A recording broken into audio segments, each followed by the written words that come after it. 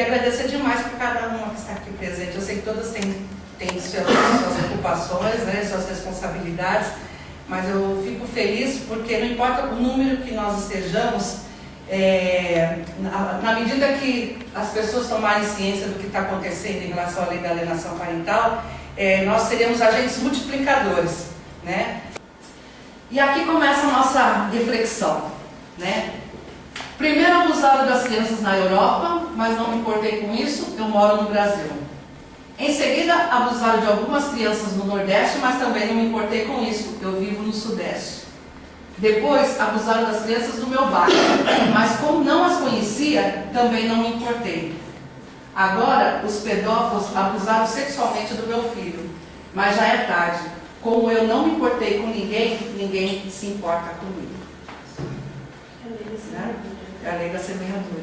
É a lei 12.318, né? E o caso mais clássico que a gente lembra vai ser sempre o Bernardo, né, Boldrini.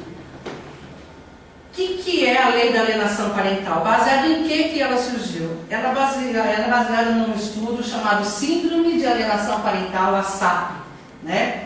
Que tem esse nome em inglês. Mas esse aqui é o digníssimo Richard Alan Gardner, né? Nasceu em 1931 e morreu em 2003, suicidou. Suicidou por quê? Suicidou porque ele era um médico, prestava serviço voluntário na Universidade de Columbia, em Nova York, nos Estados Unidos, e em 1985 ele criou a teoria da síndrome da alienação parental. Esse digníssimo senhor, mais pra frente a gente... Falta só um pouquinho. Mais pra frente a gente vai ver, ele era um pedófilo e quando o FBI foi correr atrás dele para prendê-lo, ele suicidou.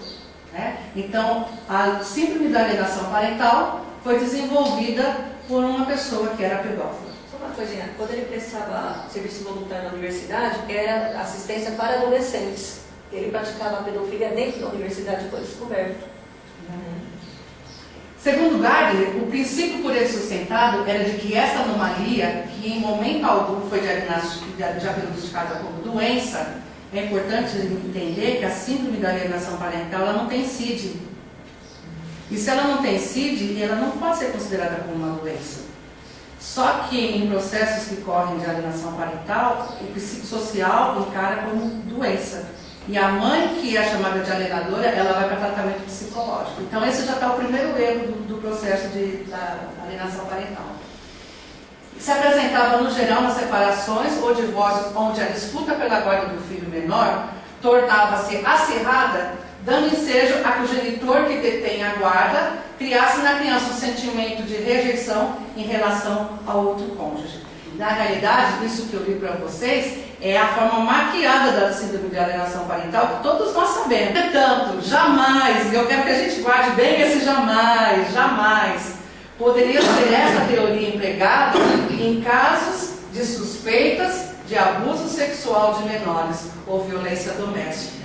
Veja bem, a gente vai na delegacia porque a criança tem uma história para contar. A delegada faz o BO quando é mulher, porque geralmente quando é uma menina, ela está amparada pela Lei Maria da Penha, então a gente vai na delegacia da mulher. Quando é menino, pode ser tanto a delegacia da mulher quanto a delegacia comum, né? Aí você vai lá, faz o BO bonitinho, sai com o laudo, vai lá no ML, faz a constatação se a criança sofreu realmente abuso, tal. A criança tem que contar essa história na delegacia, lá no ML, ou a mãe ou a criança conta, faz o laudo. Se é abuso de vulnerável, quer dizer, não houve penetração, vai ser difícil a constatação. Mas a história da criança está lá. Aí o que acontece? O digníssimo pega e fala que não, é alienação parental. O promotor acata a decisão, o processo é arquivado pelo artigo 18 do Código de Processo Penal e nem é instaurado um processo criminal, não se ouve testemunha. Até as testemunhas ouvem no inquérito, mas deveria se ouvir de novo as testemunhas em juízo, porque a pessoalidade do juiz é o juiz que tem que decidir se realmente é crime ou não. Mas, o primeiro erro que eu vejo, e a gente não vai se aprofundar muito em processo criminal, né? Mas o primeiro erro que eu vejo hoje na lei da Maria da Penha, por exemplo, é que o dono do processo não é mais a vítima, é o Ministério Público.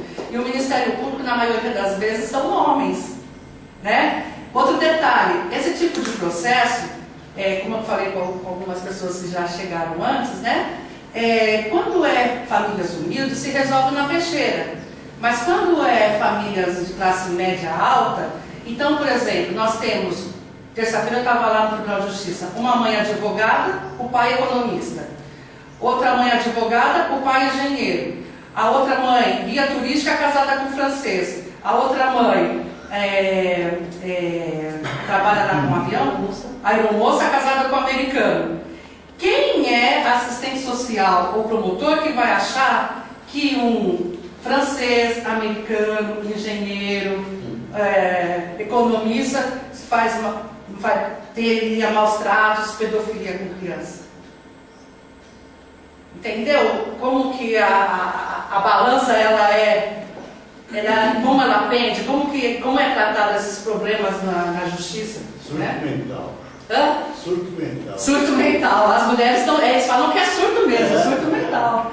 Então vamos lá. Já naquela época, lá de Richard Gardner, os advogados já invocavam a alienação parental como excludente do crime de abuso sexual de menores. O Woody Allen, é isso? Isso. Ele não teve um problema de pedofilia? Richard Gardner foi o cara que deu o laudo favorável a ele, que era alienação parental. Tá? Richard Gardner que foi o pivô e que ajudou o Woody Allen a se safar da responsabilidade. Tá?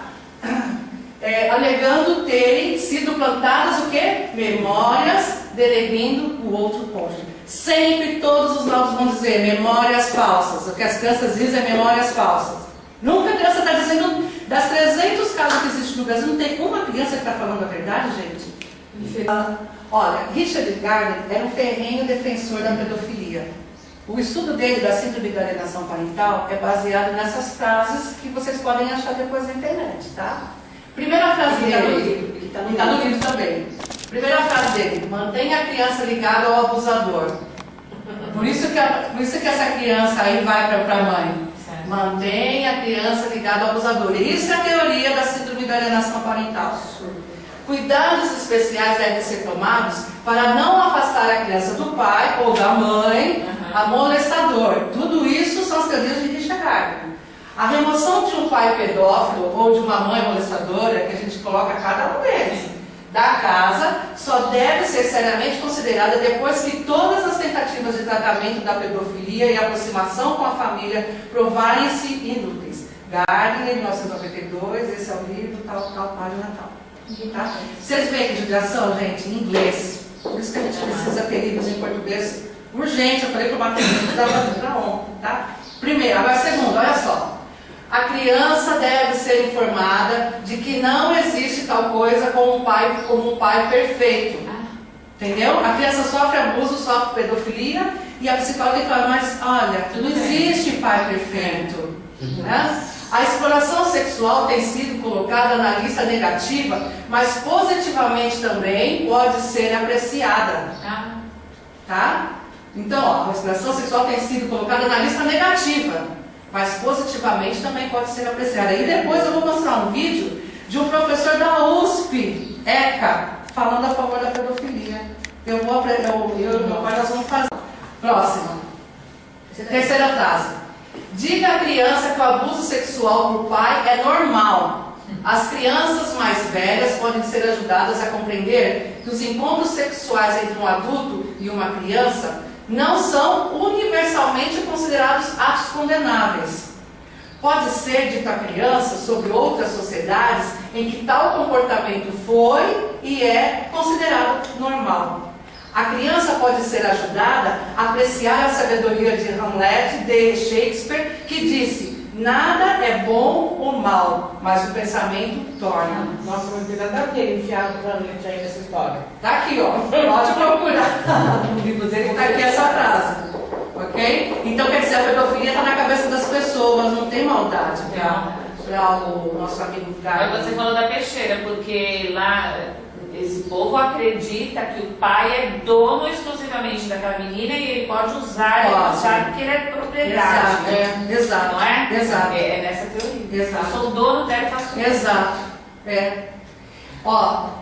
Quarto, em tais discussões, a criança tem que ser a compreender que temos em nossa sociedade uma atitude punitiva e exageradamente moralista sobre encontros sexuais adulto-criança. O problema é a nossa sociedade, não é o ato, entendeu? Gardner fala sobre mães que descobrem que seu marido está abusando sexualmente do seu filho. O que ele fala? Aí agora a gente vai entender como que é esse processo da alienação parental. O que ele fala? Que a culpa é da mãe pelo abuso paterno, que não satisfez seu marido sexualmente. Entendeu? Então, porque ela não foi boa na cama, então a quem vai se ferrar vai ser o filho. E tá certo. E tá certo, mas aí a gente percebe que assim, formataram isso no judiciário e o que acontece de alienação parental é o normal, né? Os nossos personagens principais são as crianças, mas o pano de fundo é o quê? É essa teoria machista, né? Ele sugere que os terapeutas devem ajudar a mãe de vítimas de incesto conseguir a gratificação sexual. Então, se elas ficarem quietas, não denunciarem, ficarem boazinhas, então tudo vai ser perdoado. Ele bancar ela, que é classe média, ele sustentar ela, para ficar calada. Classe média principalmente, que a mulher ainda no mercado de trabalho ganha menos que o homem, né? Troca pela questão econômica e cala-se, né? De que forma eles tratam isso com as mulheres? Desencorajando elas nos litígios. Economicamente, psicologicamente, moralmente. Quem já trabalhou num processo desse sabe que eles colocam a mãe lá embaixo. Ou se é o pai que está fazendo denúncia também, coloca ele lá embaixo, né? Incentiva a ficar com seu marido ou agressor. Culpa a filha pelo abuso sexual do pai. Pode ser que uma das razões da filha voltar-se para o pai seja o comprometimento da relação da criança com a mãe. Quantos vocês já viram laudos desse jeito? Dizendo, a criança está falando contra o pai porque ela é muito apegada com a mãe e a gente tem que fortalecer os laços afetivos entre a criança e o pai. É isso? Ou que a mãe exerce um grande controle e influência sobre a criança. Que a mãe é controladora, né? É isso aí, é o que o nosso amigo Gardner fala, alienação parental, o livro e as folhas, tá? Continuando, ajudá-la a superar sua raiva contra o marido por abusar sexualmente do seu filho.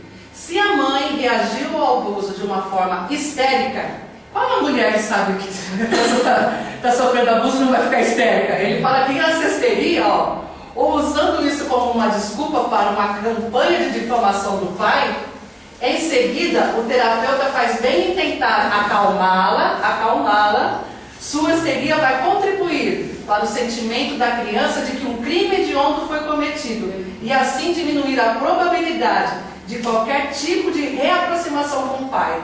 Alguém tem que fazer todo o possível para ajudá-la a colocar o crime na perspectiva correta. Ela tem que ser ajudada a compreender que na maioria das sociedades da história do mundo, tal comportamento era onipresente, isto é, em todos os lugares. E este ainda é o caso. Mas o pior é que não é um homem horroroso, é a justiça brasileira que está fazendo isso. Aquele pai que vai para a delegacia e fala, não, mas minha filha insinuava para mim. Mas sabe que houve um caso de um delegado que levou a neta para aquele resort em Olímpia, estuprou ela e ele não foi condenado, sabe por quê? Porque a neta fez sexo sem chorar. A neta de 3 anos fez sexo com ele sem chorar. Então se ela não chorou, ela consentiu. Procura isso na internet que vocês vão ver essa notícia. Não estou falando mal de ninguém, não. Está lá para todo mundo ver. Gardner ainda fala sobre pais que abusaram sexualmente de seus filhos. Diga a ele, o que ele fez é o seu normal. Ele tem que ser ajudado a compreender que ainda hoje pedofilia é uma prática difundida e aceita entre literalmente bilhões de pessoas. Ele tem de perceber que na sociedade ocidental, especialmente, tomamos uma atitude muito punitiva e moralista para tais inclinações. Ele teve má sorte com respeito ao lugar e hora em que nasceu, no que diz respeito às atitudes sociais em relação à pedofilia. No entanto, estas não são razões para condenar a si mesmo. Olha o que ele fala: mantenham em casa. A remoção de um pai pedófilo da casa só deve ser seriamente considerada depois que todas as tentativas de tratamento da pedofilia e aproximação com a família provarem-se inúteis. Veja bem, hoje a justiça está fazendo as crianças ficarem dos seus abusadores. Vamos ver qual o sentimento que nós teríamos? Você ficaria numa mesma sala sozinha com quem roubou seu carro? É isso que fazem com as crianças, com os abusadores. Imagina a pressão psicológica que essa criança sofre, né? Ajude-o a proteger-se, ele deve aprender a controlar-se e a proteger-se. Então, ajudar a proteger o abusador, né? Bem, quem foi a primeira infeliz que me trouxe essa alienação parental para o Brasil? A desembargadora do Tribunal de Justiça do Rio Grande do Sul, doutora Maria Berenice Dias. Ela que começou a dar primeiras canetadas em relação à alienação parental, guarda compartilhada e adoção homoafetiva. Tá? Tudo ela. Tá? Só que, e hoje, nos seus tratados, ela deixa bem claro que ela é uma ferrenha militante da causa LGBT. Tá? E aí a PL 44... os 3 assuntos ligados ao menor, né? Os 3 assuntos ligados ao menor. Então a gente sabe assim que muitas leis, elas se transformam em leis pelos acordos que vão ocorrendo. Então a partir do momento que ela começou a dar acórdão sobre isso, começou a virar jurisprudência e aí todo mundo embarcou nessa. E aí para o pessoal que era ativista a favor da lei da alienação parental, foi só colocar a PL no Congresso Nacional. Essa PL nem foi discutida devidamente, foi votada em plena Copa das Confederações e deixou passar. E hoje nós estamos há 6 anos dessa lei e agora nós estamos vendo o resultado, porque a maioria dos processos já foram para o STJ, STF, CNJ, então agora estão descendo e agora tem que ser cumprido. E nós vamos ver como vai ser o cumprimento dessas sentenças, ok? E agora nosso amigo deputado Arnaldo Faria de Sá está com essa PL onde trata da criminalização da alienação parental inspirado na teoria da ameaça ou teoria da ameaça ou terapia da ameaça, também desenvolvida pelo próprio Gardner e seus seguidores, entre eles Ralph Underwager, um dos fundadores do Vocal, um grupo de lobby para quem tinha sido acusado de abuso de crianças. Ralph, em 29 de novembro de 2003, também suicidou-se pelos mesmos motivos que os seus mestres Gardner. Tá?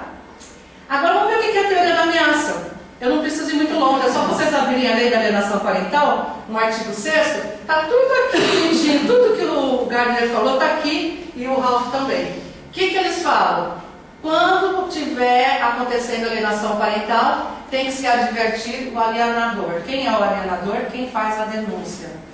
Tá? A mãe que faz a denúncia, ou o pai está vendo a criança ser maltratada. Então, primeiro, advertir. Segundo, ampliar o regime de convivência familiar em favor do genitor alienado.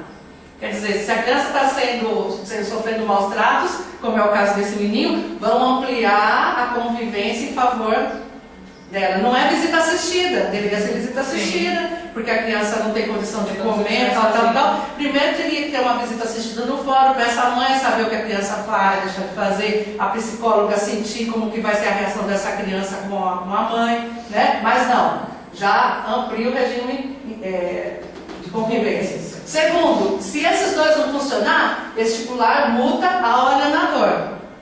A mãe tem que pagar uma multa. Quarto, determinar acompanhamento psicológico ou biopsicossocial. Ou seja, a mãe vai fazer... A mãe que é louca. Primeiro mexe no bolso. O pai dessa criança, ele que é louco, de ficar falando que o menino não pode comer comida batida, entendeu? E ele vai fazer tratamento psicológico. Determinar a alteração da guarda para a guarda compartilhada ou sua inversão. É o caso que você contou. Perde a criança. Né? Determinar a fixação cautelar do domicílio da criança ou adolescente. Que seria a mudança realmente da criança morar agora com o pai para morar com a mãe que abusa, né? Declarar a suspensão da autoridade parental, que é a perda completa da guarda. Se você houver resistência, perde-se a guarda. Nem visita faz. Nem visita faz. E o pior de tudo, que é esse agora do Arnaldo Faria de Sá, que é todo o Ralph, que é tudo que o Ralph falava, que é a teoria da ameaça. A PL que está para ser aprovada lá no Congresso, artigo 3º, parágrafo 1º, diz assim: constitui crime contra a criança e o adolescente quem, por ação ou omissão, cometa atos com o intuito de proibir, dificultar ou modificar a convivência. Ó, proibir, dificultar ou modificar. Na cabeça desses caras, a pessoa está querendo proibir, dificultar ou modificar a convivência, com ascendente, descendente ou colateral, bem como aqueles que a vítima mantenha vínculos de parentalidade de qualquer natureza. Qual vai ser a pena? 3 meses a 3 anos. Tá? E mais, parágrafo 2º. O crime é agravado em 1/3 da pena, ser praticado por motivo torpe, por manejo irregular da Lei 11.340/2006, Lei Maria da Penha. Se for manejo irregular da Lei da Maria da Penha, por falsa denúncia de qualquer ordem. Eles já estão estipulando que é falsa denúncia, não é denúncia. Já é falsa denúncia, seja o que você falar é falsa. Eu estou vendo o Mário no Malta. Sim. E ele está debatendo contra isso. É, porque eu mandei um livro para ele. Inclusive falou o seu nome. Ah, é? Falou meu nome. O Luiz Pato também. É, tô ficando famosa então, hein? Inclusive de abuso sexual aos filhos. Então a gente tem que botar essa lei. Gente, não tem jeito, né?